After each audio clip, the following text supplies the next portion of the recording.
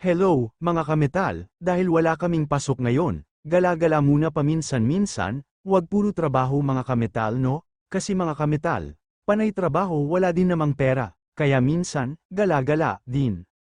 Mga kametal, ngayon papunta kami sa tinatawag nila, Altar of the Golden Calf, ito pala yung daan papunta doon mga kametal, galing kami doon sa camp namin mga kametal, siguro nasa 30 minutes travel mga kametal kasi limitado lang yung takbo dito mga kametal. Nasa 60 lang, kasi mga kametal, maraming camel dito dumaan, yan kasi pag nasagasaan mo, malaking problema mga kametal, kaya ingat lang din.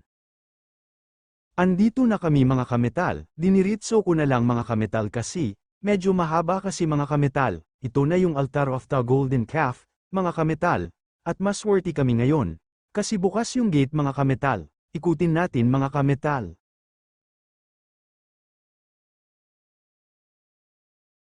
Itong mga markang mga kametal, ginuhit na ng mga tauhan ni Moises, inukit nila sa bato mga kametal.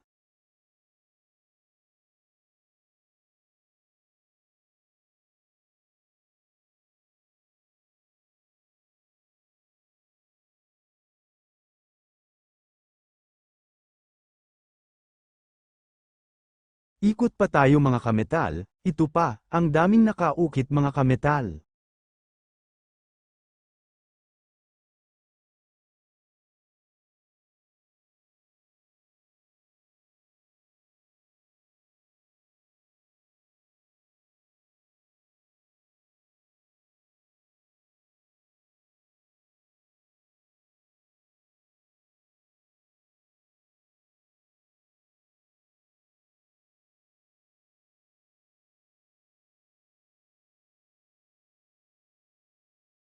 Dito mga kametal, nagpahinga yung mga tauhan ni Moises, nagparty-party sila dito mga kametal, nagkatay sila dito ng baka, doon sa taas mga kametal, doon nila inilatag ang mga pagkain mga kametal, doon nila inaalay ang pagkain.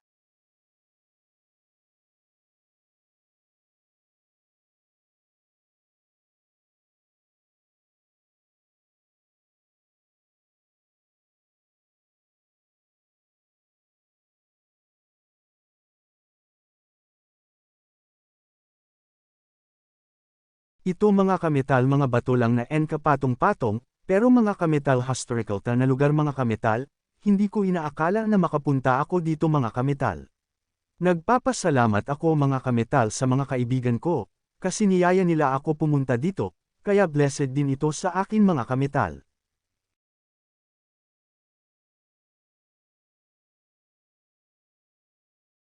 Hanggang dito na lang mga kametal, at sana na-enjoy kayo sa aking video, salamat mga kametal, and don't forget to like, follow and share mga kametal.